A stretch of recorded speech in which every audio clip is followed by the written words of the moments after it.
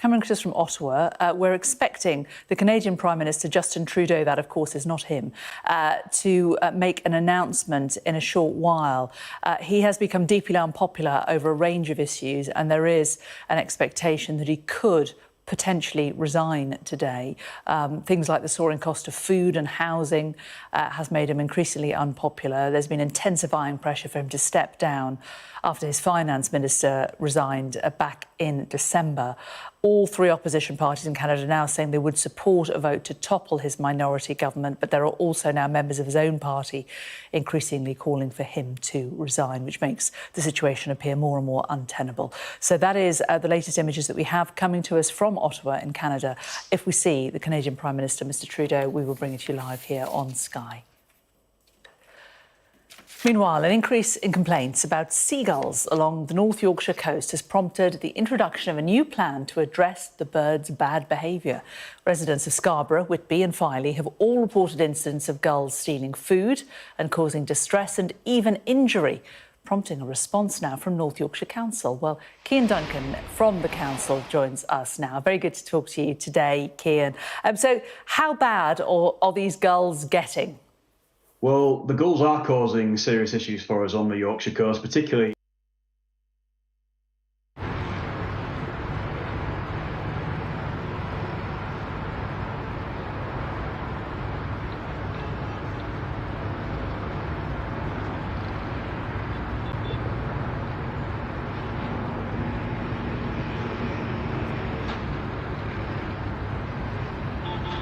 They got something to take it down. Better technology than that thing will take the land off.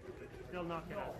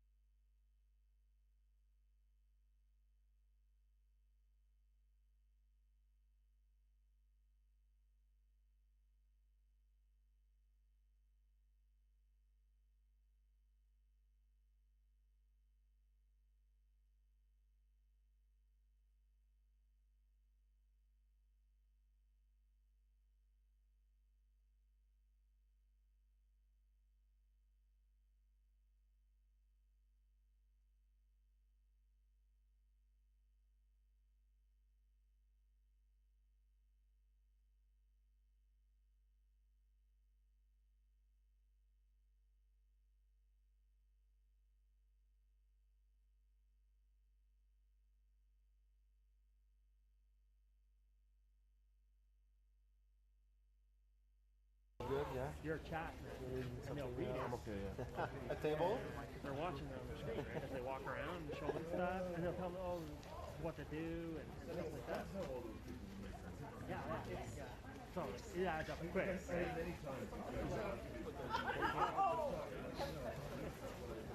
that's a fact. We're getting a lot of every 2 minutes. Chen, are you going down? Oh, is that right here? No. You're not going down? No. Patrick Burrow's here. Yeah, I'm gonna go right about here. They're gonna come out. What if I'm in front of Chen? Well, you work it out with this? Yeah. The Chinese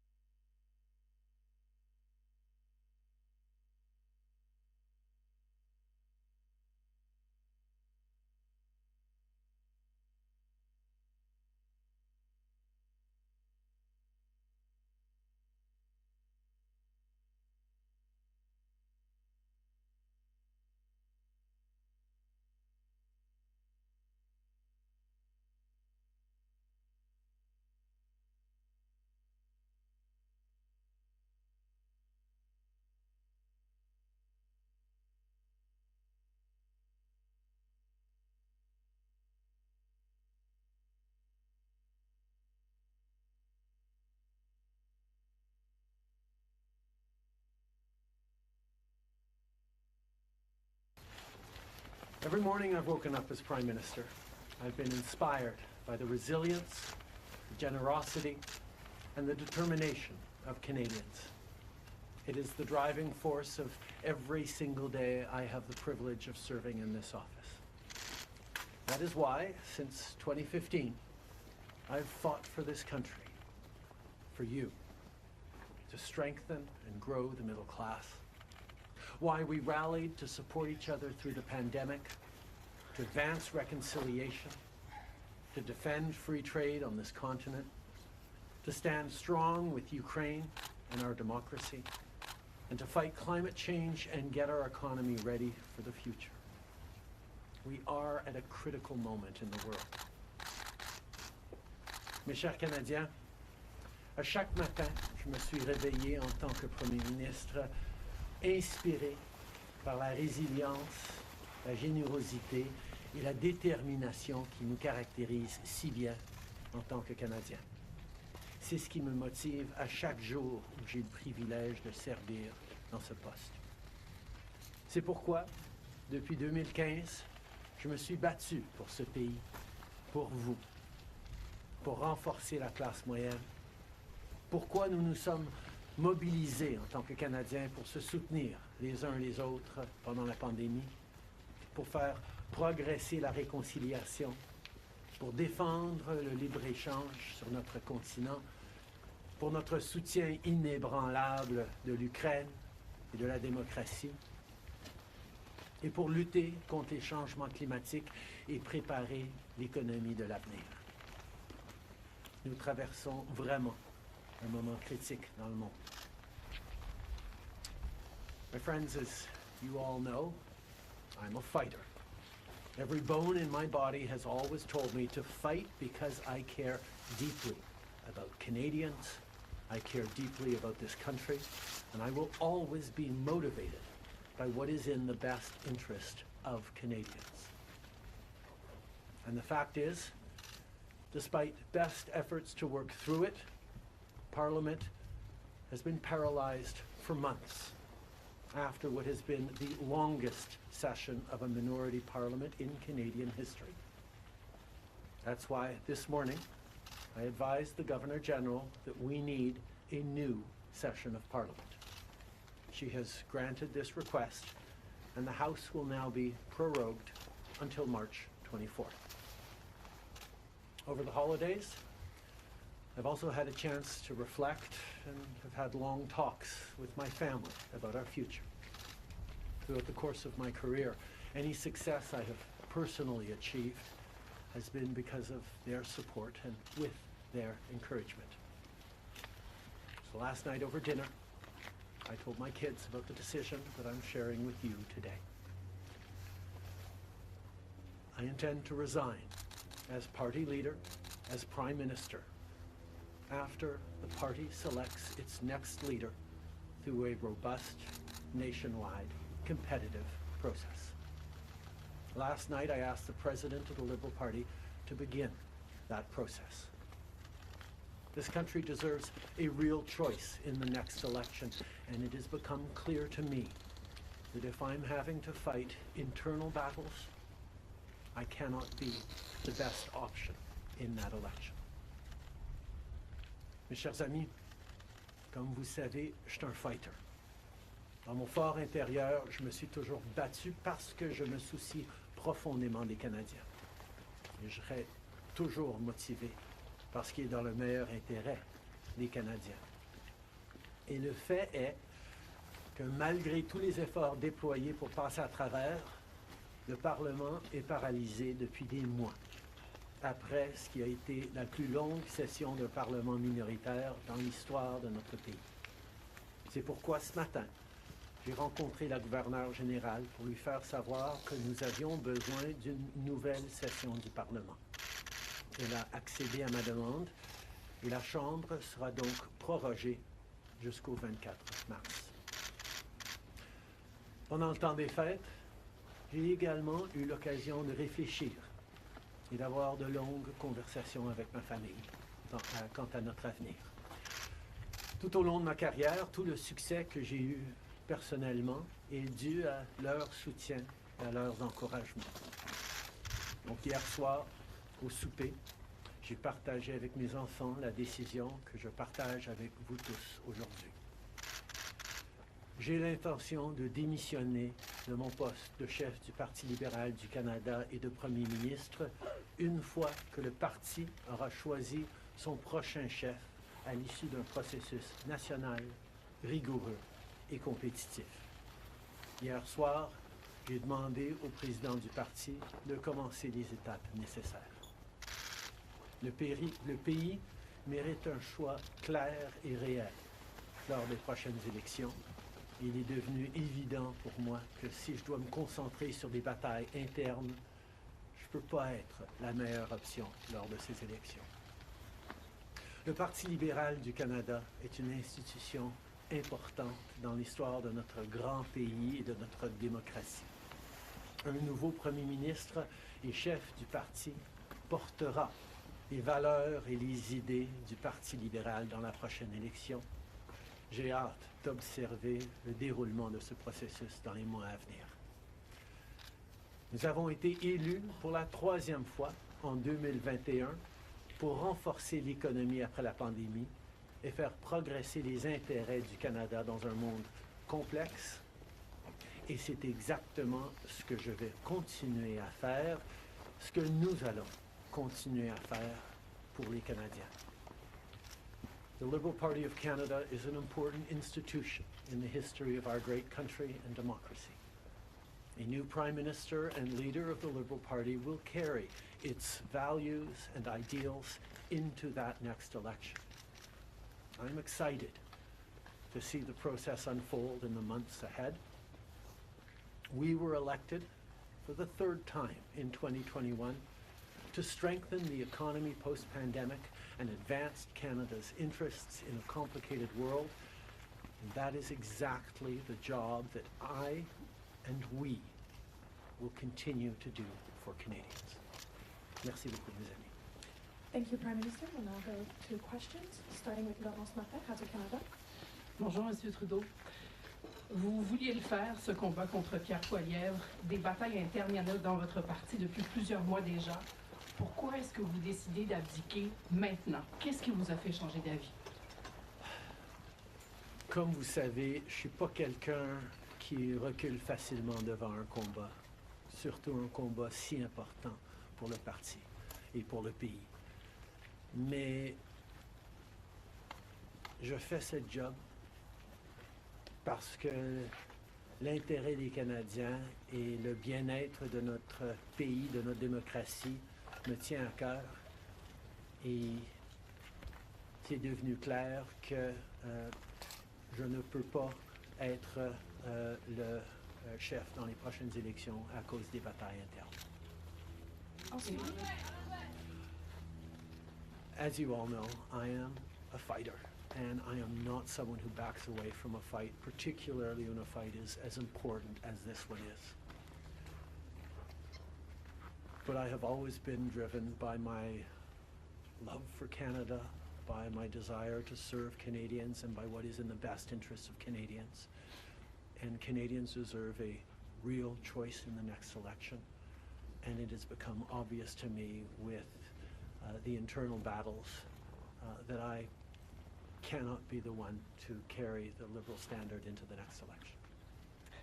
Vous êtes au pouvoir depuis près de 10 ans. Le Canada a changé avec votre gouvernement. S'il y a une réalisation que vous pourriez me nommer, dont vous êtes le plus fier, je sais qu'il y en a plusieurs, mais s'il y en a une, et peut-être un regret aussi. En 2015, on a été élus sur une promesse de travailler pour la classe moyenne dans ce pays. Et c'est ce qu'on a pu faire. On a réduit la pauvreté, on a aidé énormément les familles, on a créé une économie qui fonctionne pour bien plus de monde en se préparant pour un avenir et plus numérique et où les changements climatiques vont avoir un plus grand impact. On a fait énormément de travail avec les Canadiens. Le Canada est meilleur à cause du travail que nous avons tous fait au cours des dernières années. Un regret, je continue à penser que si notre système électoral aurait été changé pour que les gens puissent mettre un premier, un deuxième, un troisième choix sur le bulletin. Les partis auraient passé plus de temps à regarder les points qu'ils avaient en commun pour être les deuxième ou troisième choix des voteurs plutôt que de voir la polarisation que nous avions. Mais je ne pouvais pas de façon unilatérale changer notre mode de scrutin dans ce pays. Next question. We got elected in 2015 to fight for the middle class, and that's exactly what we've done over the past years. We reduced their taxes, we increased the benefits to families, we made sure the economy was focused on working for everyone and not just a few, and that has changed. That has dropped poverty rates in Canada, that has brought more people into the workforce, that has moved us forward on reconciliation in a way that has deeply improved the opportunities and success of Canadians despite the incredibly difficult times the world is going through right now. There's lots more work to be done, and I know that this party and this country and Canadians will keep doing it. If I have one regret, particularly as we approach this election, well, there are probably many regrets that I will think of, but I do wish that we'd been able to change the way we elect our governments in this country so that people could simply choose a second choice or a third choice on the same ballot, so that parties would spend more time trying to be people's second or third choices, and people would have been looking for things they have in common instead of trying to polarize and divide Canadians against each other. I think in this time, figuring out how to pull together and find common ground remains something that is really important for democracies, but I could not change unilaterally without support of other parties our electoral system. That wouldn't have been responsible. Prochaine question. Tanda with Charles, Toronto Star. Prime Minister, up until 3 weeks ago, you were intending to stay, and it seems that the event 3 weeks ago of Ms. Freeland coming out and saying you were firing her as your finance minister was the catalyst that brought us here today. So can you explain your side of what happened there? Chrystia has been by my side for close to 10 years now. She has been an incredible political partner through just about everything we have done as a government and as a party over the past decade. I had really hoped that she would agree to continue as my Deputy Prime Minister and take on one of the most important files that not just this government but this country is facing, but she chose otherwise. In regards to what actually happened, I am not someone who's in the habit of sharing private conversations. Chrystia a été depuis presque 10 ans maintenant à mes côtés en tant que partenaire politique essentiel à presque tout ce qu'on a réussi en tant que gouvernement, en tant que parti. J'aurais vraiment souhaité qu'elle choisisse de continuer en tant que ma vice-première ministre et qu'elle prenne un des dossiers les plus importants auxquels les Canadiens et notre gouvernement vont faire face dans les mois à venir, d'ici les prochaines élections. Mais elle n'a pas voulu. Mais par rapport aux détails, je ne suis pas quelqu'un qui partage les détails de conversations privées. You spoke about the Liberal Party as an institution and the internal battles right now, but I'm wondering if you feel that another leader will have more success than you will at beating Pierre Poilievre in the next campaign. Pierre Poilievre's vision for this country is not the right one for Canadians. Stopping the fight against climate change doesn't make sense.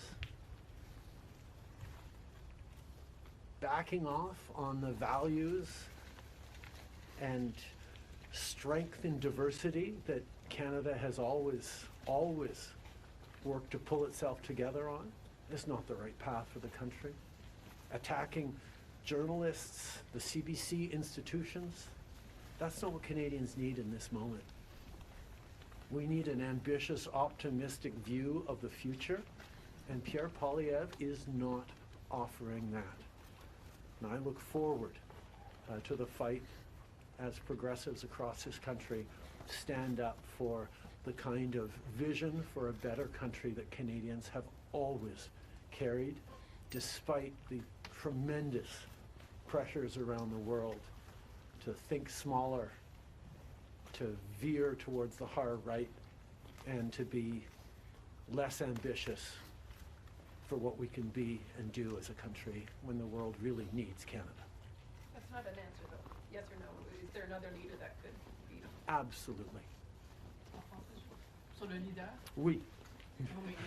Est-ce que vous Pierre pouvez Poilievre. élaborer en français, s'il vous plaît? Merci. Pierre Poilievre a une vision profondément petite et erronée pour ce pays, si même on accepte qu'il ait une vision, de reculer sur les droits fondamentaux, d'arrêter la défense, la lutte contre les changements climatiques, de ne pas investir dans une économie plus verte, plus inclusive, de toujours chercher des divisions entre les Canadiens plutôt que de rassembler pour faire face à l'avenir de façon optimiste et ambitieuse. C'est pas le bon choix pour les Canadiens. Et j'ai hâte de faire partie, de continuer de faire partie d'un mouvement progressiste qui va envisager un avenir meilleur pour les Canadiens sur l'optimisme et le travail que les Canadiens ont toujours fait pour bâtir un monde meilleur. Next question. Hélène Buzetti, les corps d'information. Bonjour, M. Trudeau. Il y a 16 ans, en décembre 2008, Stephen Harper a rejeté le Parlement pour s'éviter un vote de confiance qu'il savait qu'il allait perdre parce que les 3 partis d'opposition allaient voter contre lui. Exactement comme la situation dans laquelle vous vous trouvez aujourd'hui. À l'époque, le chef libéral, Stéphane Dion, avait dit, puis je le cite ici, que c'était une entrave à la Constitution et un affront à la démocratie. Alors, j'aimerais savoir pourquoi ce qui était mauvais pour les conservateurs de Stephen Harper devrait être bon pour les libéraux de Justin Trudeau. La gouverneure générale, en 2008, avait correctement conclu que la Chambre venait juste d'accorder leur confiance de façon formelle au gouvernement de M. Harper, malgré même une lettre signée qui était un document politique. La voix de la Chambre compte. Or, avant d'arrêter le travail à la Chambre pour les fêtes, on a gagné 3 votes de non-confiance, 3 votes de confiance, et nous allons devoir retester la confiance de la Chambre dès le mois de mars pour passer les éléments budgétaires nécessaires pour faire fonctionner le gouvernement. In 2008, the Governor General correctly concluded that because the very last times in the previous weeks that the confidence of the House had been tested, it had passed that confidence test, Stephen Harper continued to have the confidence of the House, and it actually would bear out because as soon as they came back from the prorogation, Stephen Harper won a confidence vote once again. So a political document or political speeches doesn't carry the kind of weight that winning a confidence vote means. But this prorogation will take us only into March, and there will be confidence votes in March in the passing of supply that will allow Parliament to weigh in on confidence in a way that is entirely in keeping with all the principles of democracy and the workings of our strong institutions.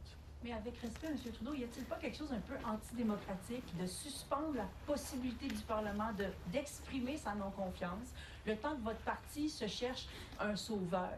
Est-ce qu'il ne devrait pas plutôt juste se référer aux électeurs et de déclencher dès maintenant une élection? Hélène, je pense que tu as très clairement vu, comme tout le monde dans la galerie de presse parlementaire, à quel point le Parlement ne fonctionne plus depuis plusieurs mois. On est pogné dans une question de privilège, il y a des motions d'obstruction constantes et on a pu très peu accomplir pendant les derniers mois au Parlement. Le Parlement a besoin d'un reset, a besoin de se calmer un peu les pompons pour se remettre au travail pour les Canadiens et pas à faire de la petite politique constante, ce qu'on est en train de voir des conservateurs. Donc, ce reset a deux éléments. Une prorogation pour que, justement, on recommence avec une fraîche approche au Parlement. Et deuxièmement, oui, le Parti libéral va entamer un leadership parce que je m'attends à ce que si c'est pas moi qui va mener le parti dans les prochaines élections, la polarisation qu'on voit actuellement au Parlement devrait aussi se calmer un petit peu. Les Canadiens ont besoin d'un Parlement qui fonctionne, particulièrement dans ce moment complexe, et ces deux éléments vont représenter le reset nécessaire pour le Parlement. En anglais, mais si vous pouvez dire pourquoi pas une élection? Vous l'avez pas dit. The parliamentary press gallery and anyone who's been watching politics closely over the past months will know that Parliament has been entirely seized by obstruction and filibustering and a total lack of productivity over the past few months. We are right now the longest serving minority government in history, and it's time for a reset. It's time for the temperature to come down, for the people to have a fresh start in Parliament, to be able to navigate through these complex times, both domestically and internationally. And the reset that we have is actually two parts. One is the prorogation, but the other part is recognizing that removing me from the equation as the leader who will fight the next election for the Liberal Party should also decrease the level of polarization that we're seeing right now in the House and in Canadian politics, and allow people to actually focus on serving Canadians in this House and with their work the way Canadians deserve. On va prendre une dernière question. Good morning, Prime Minister. Stephanie Taylor with the National Post. Given, as you just said, there's going to be confidence votes in March, opposition parties have said they are prepared to bring down your government. What kind of chances do you think you are leaving to your successor, given that there will only be mere weeks for them to introduce themselves to Canadians before heading into an election, potentially? I have a tremendous amount of confidence in both Canadians and in parliamentarians' interest in serving Canadians in the right way. We're in a minority government right now, and there hasn't been an active leadership in a minority government in more than 50 years in this country. And there is always going to be the challenge of having a leadership race while a parliament would face confidence votes in the course of delivering supply to the government. So this is something that we're going to navigate through, but I truly feel that removing the contention around my own continued leadership is an opportunity to bring the temperature down, have a government that will focus on the complex issues that are coming forward in the coming months, while the party gets to have a full national process that brings in people from right across the country and makes a determination about the best person to carry the progressive liberal standard into the next election. Can you clarify whether ministers who would like to campaign for your job will have to step out of cabinet? And how can the Liberal government be in a position to protect Canadian businesses and Canadians from the threat of tariffs from incoming President Donald Trump when members of the government are going to be focused on who's going to be taking your job? The government will still, and the cabinet will still be very much focused on doing the job that Canadians elected us to do in 2021, which is fight for their interests, stand up for their well-being, and make sure that they are good and that Canadians are protected and strong. There will be a leadership process and the rules will unfold over the coming weeks, but I can assure you that the tools and the need to stand up for Canadians, to protect Canadians in their interests and continue to fight for the economy is something that everyone in this government will be singularly focused on.